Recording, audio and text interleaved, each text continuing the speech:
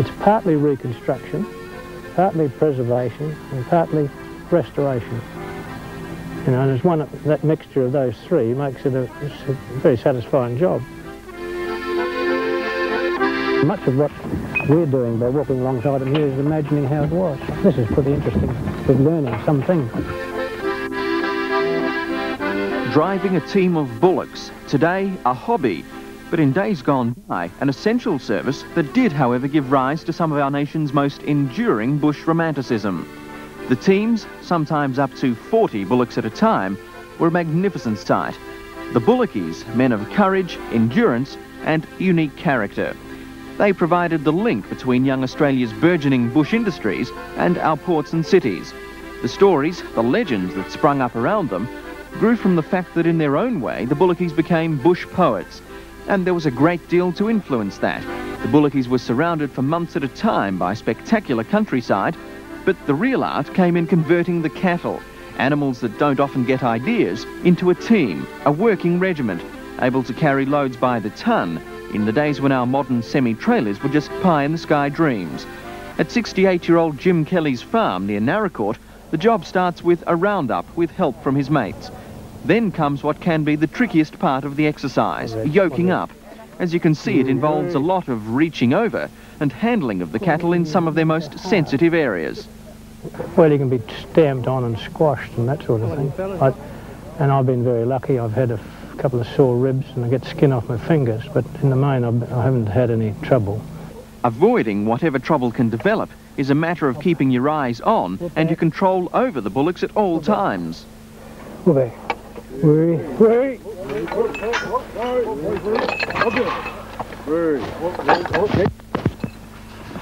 we're in trouble. The ideal Bullocky would have been 6 feet 6 and about 15 stone and had a lot of strength in the left arm to be able to thread that bow up under the neck. The first few times was very touchy. No animal likes its neck being touched much, and they were pretty towy, but they soon get over that. When the yoking's done, the bullocks are connected to a tractor and then a log so that they can be kept in line until they're ready for hooking up to the tray-top trolley. In the old days, that's what carried the load, usually bales of wool or grain. Then, when everything's right, the whole show gets on the road with some well-chosen words from the Bullockies to keep things moving along. Yep, go on, get up, get up. You've probably heard the stories about the Bullockies' legendary swearing. Jim himself admits that there's a fair bit of belligerence involved in the job, but he says it's the tone of the voice that counts. The leaders turn to the left or turn to the right when we call out, come here, come here. That means turn to the left. And the word of command for going to the right is gee off. Well, they don't always respond to it. You're missing this by a bee's whisker? Right. These fellas don't know much about driving, they even know less than I do, you know. Don't say that too loud. The early Bullockies did in fact make many contributions to our everyday language, like the word offsider. That was the name for the assistant who walks along the right side of the team, the offside. And in Victoria they like to tell the story of how the city of Geelong was named from the old Bullockies' cry, Geelong. But just how rough was that language? In 1907, Norman Lindsay gave bulletin readers this indication. Hey, Dave, you've left your whip behind. That's all right, Bill. I'll call for it coming back. I got me language. The Bullockies were nomads of the bush. They spread a culture all their own. Verses, stories, some of them as tall as the hay bales stacked up on the trolleys, news, and of course, songs. There's an old bullock driver from Bundaberg up west. His name is Jim and he's one of the best. He'd yoke up his team and go where any could go. He'd stick out his logs and load up his load. He'd hook up the bullocks to the wagon, you see, then crack his whip, get up, says he. All the bullocks would lean into the yokes and the bows, and the wagon would start moving very slow. They were humble animals, but Australia was proud of her bullocks. In 1897, we sent 500 of them to Queen Victoria for her Jubilee. And we'll have Bullocks right here in Adelaide to help us with another celebration next year. Jim is planning to drive his team across country from Naracoorte to Adelaide for the 150th Jubilee. It's a job he says will take about a month and a half. And although commemorating a great era, it will mark the end of a personal cycle for Jim. Won't go on doing it forever. Once we get this next year out of the road, that'll be enough. But others will take it up as a hobby, I think.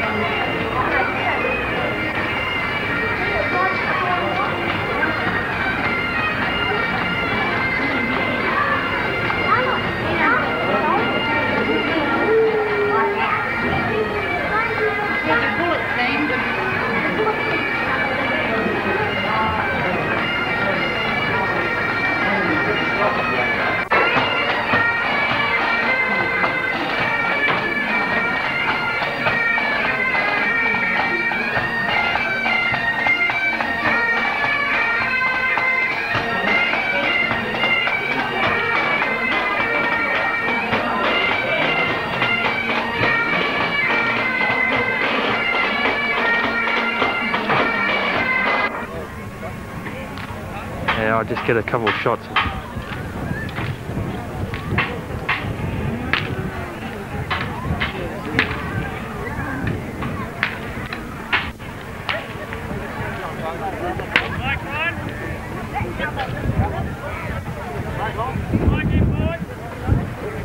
Moving or not?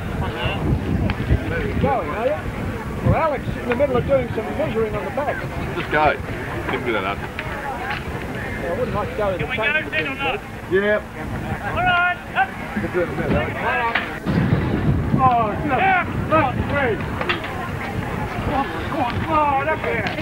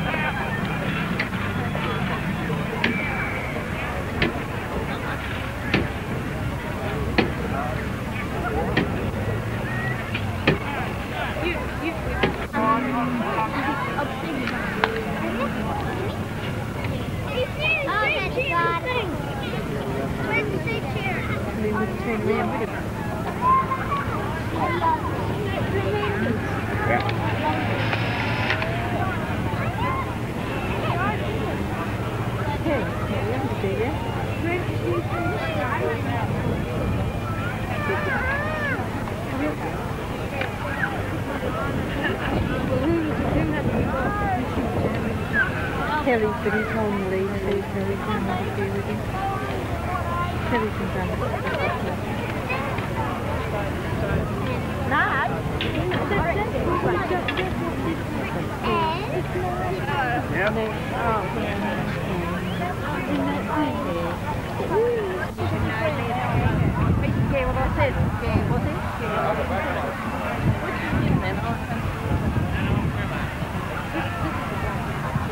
There you go doing it.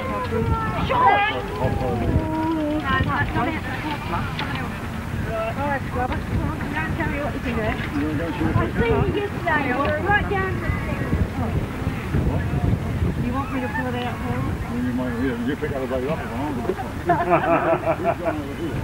Make it fit. I thought I had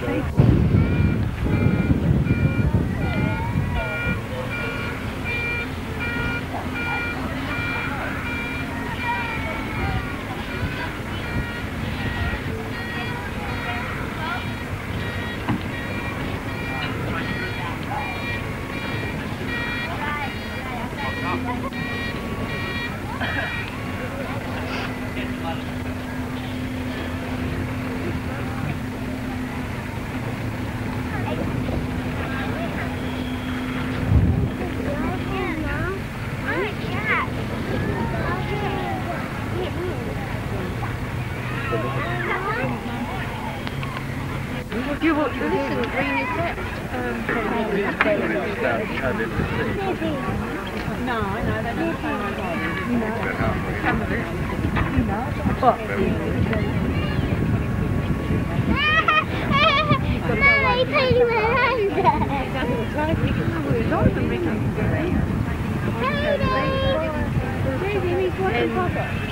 No, a lot of them don't understand. Well, that's right. I know, the music, I can't remember the words. You know, Salvation Army, we've got to go out.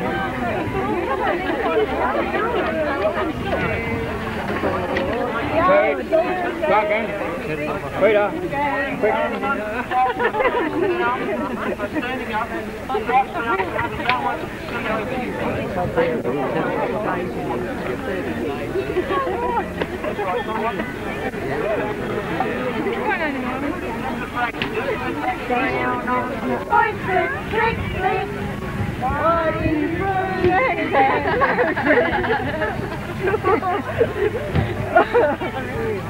ring around and it breaks my heart. You're feeding on the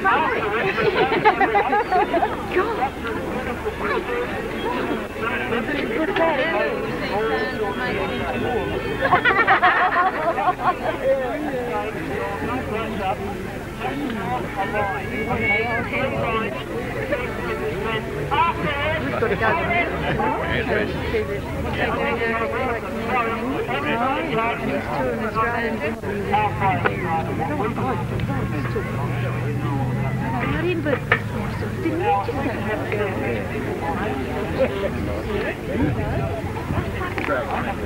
there it is.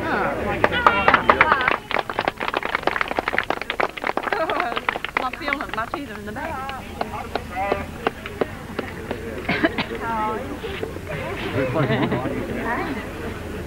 Now, Sam, you'll go with him. Right, no way.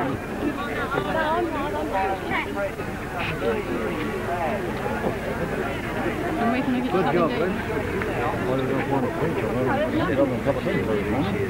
I'll give you a sandwich. Ja, maar dat zal niet.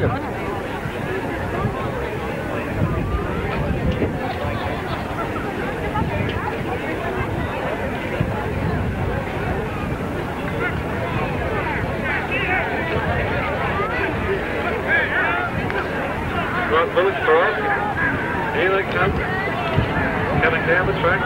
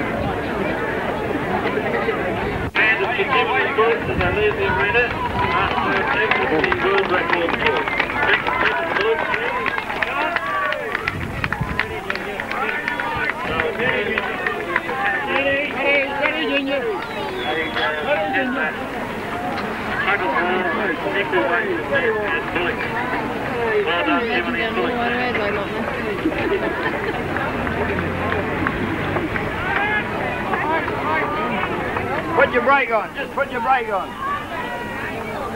That'd be too tight to play around, I should imagine.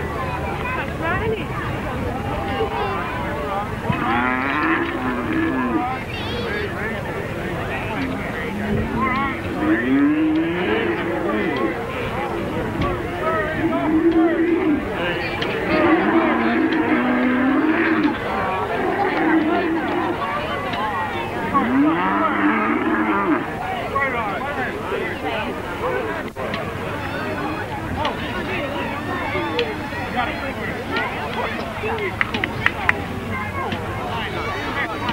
want a hand?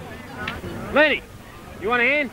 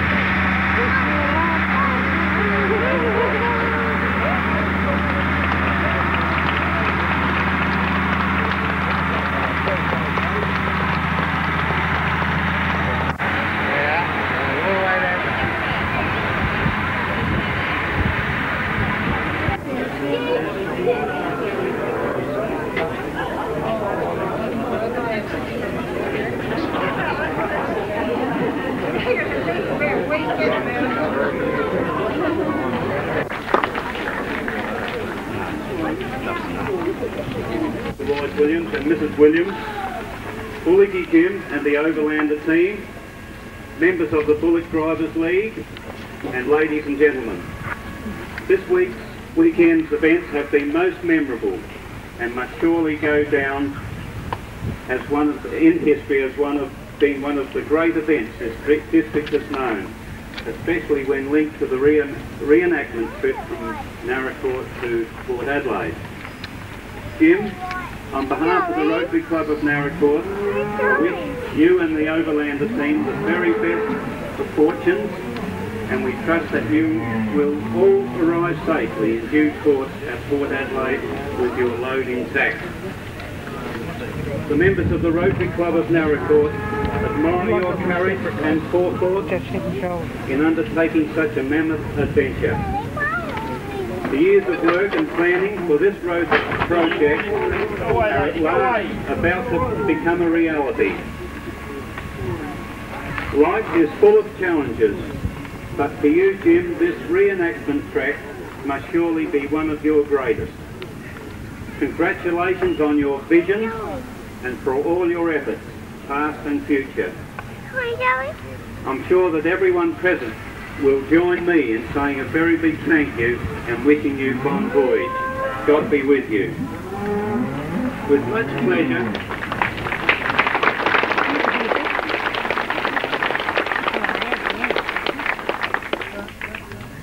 pleasure, I now hand over to the Worshipful Mayor of Naracoorte, Mr. Neil Smith, to officially on behalf of the Naracoorte and District send you on your happy way.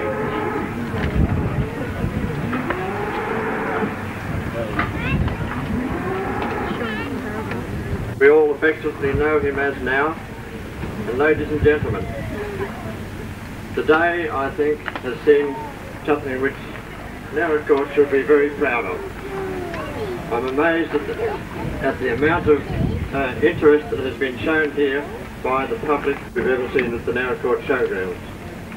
I continually am amazed when I find the number of people that have come here even to witness the collecting of the mails and sending Jim and his team off today. I've written a letter here that I'm going to ask Jim to hand over to the Mayor of Port Adelaide.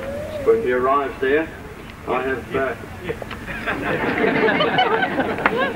No, that is not correct. I did say to the Mayor of Port Adelaide, God be willing and everything else. And I'm sure that everyone will be willing, and I'm sure Jim and his crew could not give this enterprise the hope and the expertise that they've gone into doing this, and I'm sure that they will get there. But today, as I said before, is one of those days which Naracoorte will not see again. We've had our 150 years of history, and Jim and his crew are reenacting something which did happen in those days, and it is, I'm sure, will be an inspiration to the rest of South Australia as to what can be done, what has been done in the past, and what can be done with a little bit of enterprise, encouragement, and willing people. And not only the willing people who have been in this crew and the team and making it what it is today, but the backing of Rotary and all the other organisations which have helped make this today a day of historic significance. Jim, I would like to ask you if you would present this to the Mayor of Port Adelaide when you do arrive there. I have given him a copy of the enclosed a copy of the booklet, Bullocky Jim. If you folks have not seen that booklet, it is well worth getting and buying, and something to treasure for years to come, to show your children and other generations what went into this dream of Jim's to make this trek to Port Adelaide. Jim, if you will pass that on to him, I'm sure that he'll be most pleased to receive you. I've said that we have had much pleasure in sending you off, and I'm sure he'll have just as much pleasure in receiving you down at Port Adelaide. I wish you, on behalf of the people of Naracoorte, the citizens, residents, whatever you like to call them, inhabitants, those who work and live here, and in the town and district of Naracoorte, all the very best on your journey, a safe journey, and I'm sure it will be what's the word? Memorable one. A memorable, thank you very much. It will be a memorable one. He's had his trials and tribulations getting here today, and I think if he can get through what he has done today out at the showgrounds and getting through here in the crowd and getting out of the town, I'd say 99% of his troubles are over. And maybe he's got to go across the little punt at Wellington, but I'm sure he'll overcome that too. Jim, I wish you all the very best on behalf of all of Naracoorte. The other dignitary. It's pretty obviously not a one-man show, and it hasn't been from the beginning. And this list of thanking people could be very long. You know, and my family would head the list. They've been morally very supportive of the idea right from the start, and you can't operate without that. Then the men who are helping actually do the work, and the support from the Australian Bullock Drivers League, who have not only just been here today and yesterday, but I've been able to go to their shows that they've had in other states and have seen what can be done and roughly how it should be done, and they've been most supportive in all these troubles we've had today. Because you think today's troubles are pretty bad, but it's been like that most of the time. Just that less trouble sometimes than others. And I don't suppose they're all over, but it's very nice to have got to the starting line. And this is it, and we'll just have to plug away day after day, and hopefully we won't disappoint any of you in this thing. It was very disappointing not to make that bit of a pull this afternoon, but that was a bit of old stringy bark, that yoke that broke, and we lost our momentum in the moment. But somebody else will break that record, and good luck to them.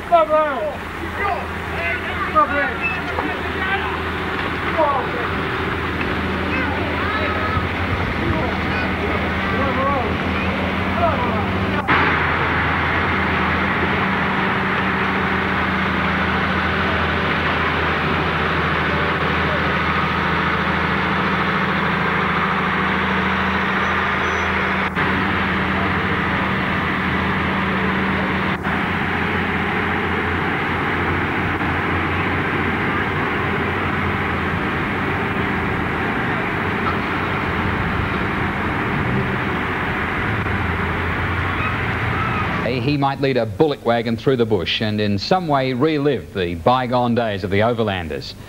His early farming experiences involved Clydesdales and later beef cattle, but his great love always was the bullock train.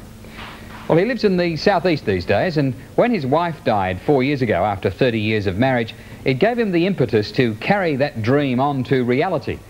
Last Saturday, he and a team of men set off with bullocks and wagon to cover the 400-kilometre plus trip from Naracoorte to Port Adelaide. And over the next 8 weeks, they'll be tracing the steps of our early pioneers. Paul Macon travelled to the Deep South for this report. Lop Young. Snap Young. Snap Young.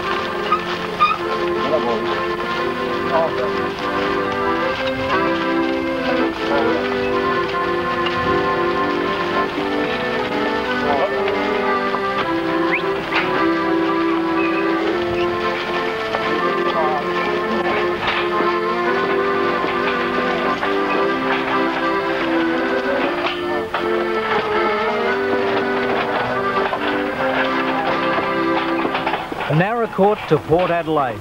It's a long, long way. Not by modern day transport, of course, but it is for this team, and the going is a lot tougher. The reenactment is being led by a fella they call Bullocky Jim. And I'll tell you what, man and beast are being pushed to the limit. But then again, there's an old saying, when the going gets tough, the tough get going. You know, just to get there itself is going to extend all of us. There's 200 or 300 years of animal handling experience in this team. If you put my 40 years and Len's 50 years and all together. And we'll need all our skills to just to get there with the animals in good order when we do get there. We're going to go for 14 again?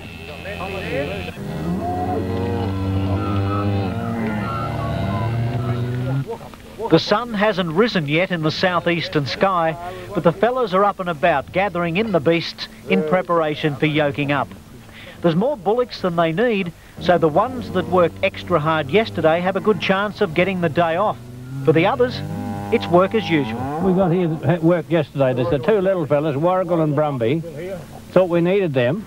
Recognise them from any angle. It isn't the names on their name tags, that's for... Now, I've been living with them. I've been living with them for 5 or 6 years. And they're quite distinctly different to those who get to know cattle. You know, they behave differently, they look different, they're different shapes. You know, it's quite... I don't know quite how it is, but men's memory can handle an enormous number of animals as individuals. Bobby. Bangs a bullock, he croons. Whenever he gets in a tight corner, he moves. The sun is now sneaking over the horizon and all the yoking is completed and the bullock team is ready to be hitched up to the wagon. I think it's safe to say that the bullockers of yesteryear didn't have a Toyota Hilux to bring the load up to the animals. But it is 1986, and if it makes the job easier, why not? My boots. My boots. My darky.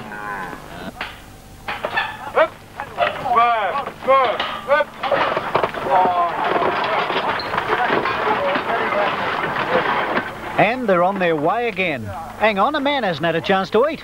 No need to worry. Now there's time for some of the crew to have a real bullockers breakfast. Porridge. Good tucker. Yes, porridge, a good tucker, yes. I've got to go down and... I normally have it anyway. This isn't rare for me. Porridge is the big subject of the day. What about the peace negotiations or something like that? There's no turning back for this mammoth project. They can't use seal roads because of damage to the bullock's feet, so it's a case of going along the side of roads through the mulga, knocking off the occasional overhanging tree branch. Or when the terrain on the side of the road is too rough, using someone's property to travel a kilometre or so, through fence after fence. This will give us a good mile without any trouble and easy walking for the cattle. How much will it add to the trip, to the amount of time, Jim? I'm almost prepared to say that time doesn't matter. We just do it. Oh, well, if time doesn't matter, why not hold a Rotary meeting on the trail? Rotarians from the club at Naracoorte, which has organised the project, invited members and their families to get into the spirit, travel out to the Bullock team for the normal Rotary meeting. Well, not really your normal meeting.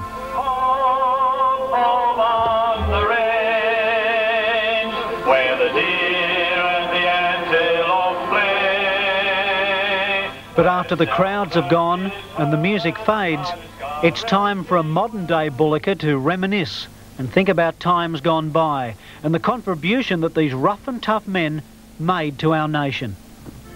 Good night, Len. Good night, John. See you in the morning. Yeah, see you in the morning. And I first drove bullocks when I was 14. My father was a teamster. He drove horses and he also drove bullocks. I had an uncle that drove a donkey team and an uncle that drove a camel team. The Bullockies were hard-working, very loyal men. They were fiercely loyal to themselves and to the cause. The horse team and the bullock team contributed everything. Without them, there would have been no Australia. It was only means of transport. I used for everything, from hauling logs, making roads, clearing timber. Everything was done by the teams and the men that drove them. They were very tough, resourceful men, ingenious men. They could get themselves out of any sort of trouble. I never seen a crooked Bullocky. A character named Paddy Keeley one time that he'd never let his bullocks go hungry. And if he'd gone past the paddock and the grass there, he'd have it, by hook or by crook.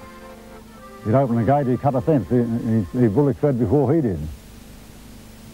Once on history, he put his bullock into a man's wheat crop over near Horsham in Victoria, and we joked up at midnight and took off, and the bloke followed him for 2 or 3 hours on a horseback with a shotgun, but thought he was too smart, he got away from him.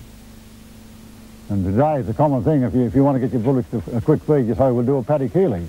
You sit them in someone's paddock.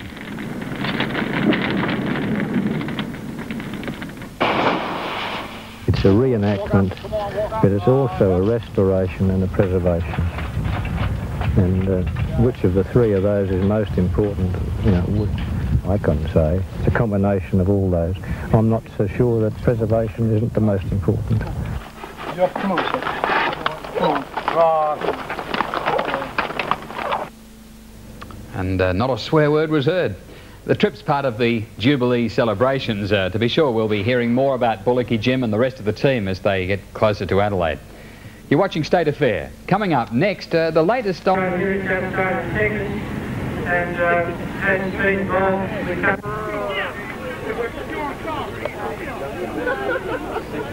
Isn't that magnificent? All your amateur photographers should have your cameras working overtime. Fantastic. And you professionals and would-be professionals. And I hope that all the butchers keep their greedy eyes off those rather prime-looking beasts.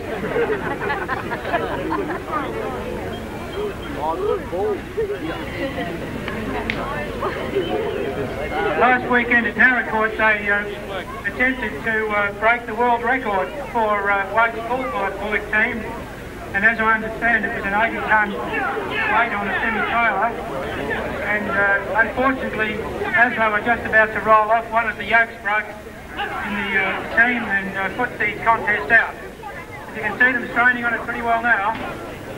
Aren't they magnificent animals? 30 years ago, in 1955, I was part of a team that walked 1,200 bullocks, short-horn bullocks, across the Northern Territory and into Queensland, and we used to have to sing to them at night so that they didn't get spooked as we were riding around them on watch. You don't have to worry, I'm not about to sing to these bullocks. Thank goodness for that. And this year is national.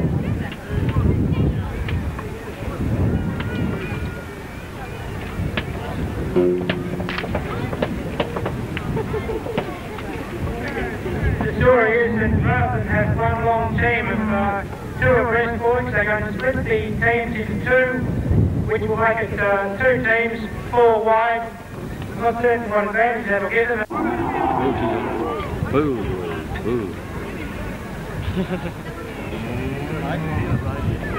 Actually, I'll make the Bullocky do the job even quicker. It's not this year's Monday rum, so they tell me that's even better for snake bite than whiskey, so when you get the chance...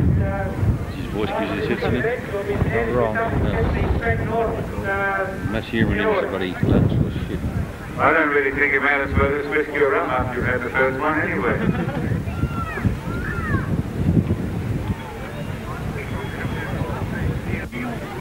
Just round and round the leaders. Woo, you little down.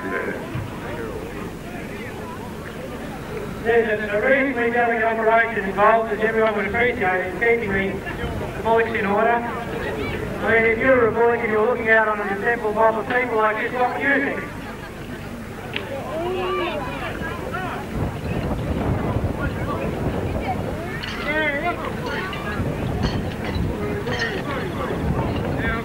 And now here comes the other half of the team. They took a look.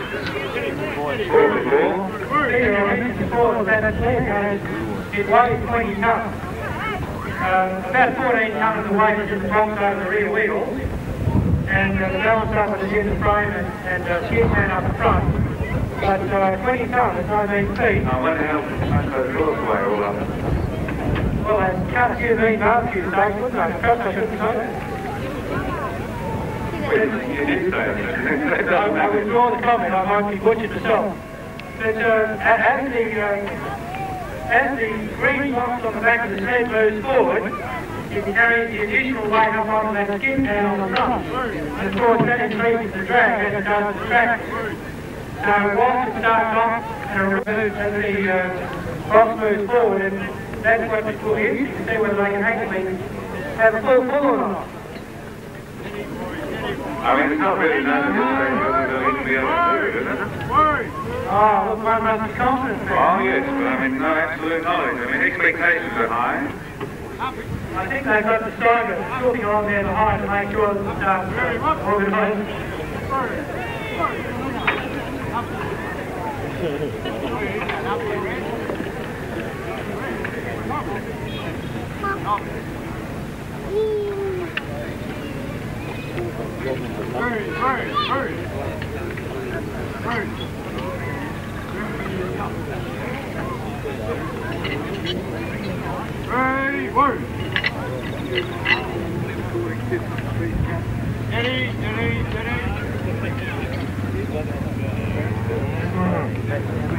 Technically in the place, as soon as they're all hooked up, I think Jim Kelly will come up and talk to us.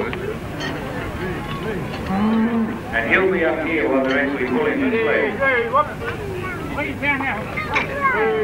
Today's event really is unique. It's a real meaning to unique, and today is certainly a unique day on the basis of the fact that these boys assembled like this, that itself is highlight, but the fact that they're here to compete with the transport sled is a world first. You notice the way the yokes are hooked up, and Jim can explain this to us when he comes up. The pull is taken on the shoulders of the boys, and the yoke, the chain then pulls all those yokes up together, and distributes the pulling power through the shoulders and down through the legs of the boys. And as I mentioned before, the weight that comes on those bullocks in Naracoorte, they can be broken on those big heavy yokes. So they're not being pulling power, and certainly we could hopefully won't have to today, but they'll be making the same sort of You can see there's a lot of skill involved in this. Imagine what a mess it'd be if they got tangled up. All those chains and yokes. I've never seen a normal bull tangled up. I mean, that looks bad either.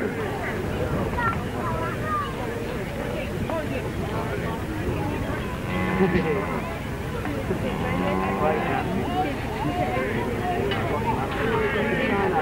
tell you, how far down the road are you? Camping because the film got a bit sore. Sore on the shoulders and the legs, and they think they need to spell for 2 or 3 days to start off again on Monday. But this time would have been in the old times too, isn't it? You ready, Patty? Gentlemen, here we go. They don't know whether they can move it or not. They're moving it, it's moving. It's well away. Look at that. Look at it. Look at the ones at the back, they're working. Get going, Patty. Come on, egg them on. Give them some encouragement.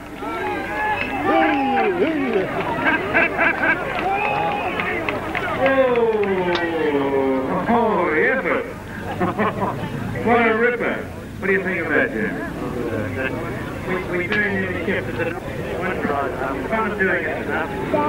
One drive is enough, Jim says. I think you'd agree with that. Hard work for the Bullocks. The bankers don't know, forget it. They seem to be doing most of the pulling there on the last time round.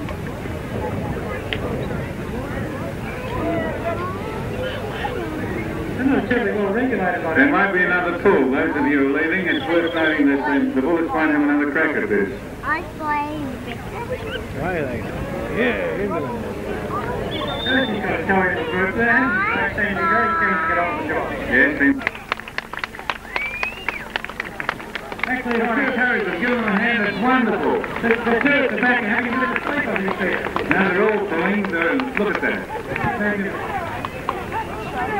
Golly. I wonder how they know when they've gone far enough.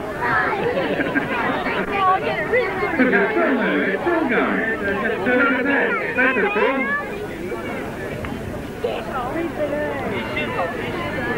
Oh, boy. I can see a crack developing in the sled. I'm sure that's why they stopped. Keep moving. Well done, Bullock. Bullock. presentations may soon take place. When a team of 22 boarded the Wellington punt today. The historic Murray River crossing marked another milestone in a 400-kilometre expedition doing things the hard way to mark South Australia's 150th birthday. Sharon Nottle reports. The Bullock train, loaded with wool and the Royal Mail, left Naracoorte almost 5 weeks ago. Keeping to dirt roads, the team of 22 bullocks and 6 men has made good time, but the going hasn't been easy. We started off with the cattle not fully trained, and the first few days were getting them to go.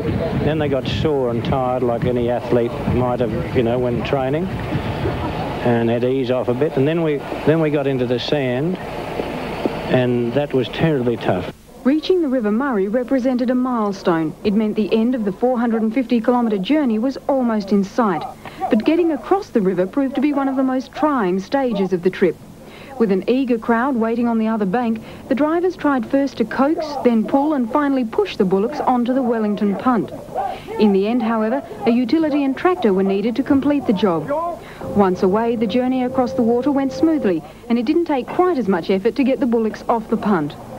According to Jim Kelly, crowds like the one today have greeted the team all along the route. Unbelievable. From daylight till dark, we've had a company, people sitting on the wool, children having rides.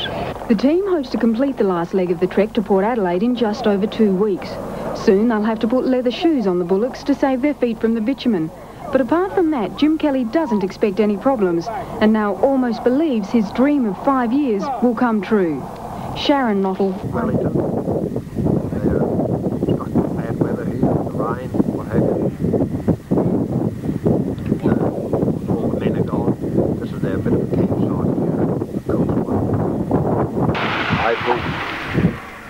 And they're just turning to come onto the Wellington Road from Thailand, Ben Meningi. Come on, sir. Here we have. This is John Shingle.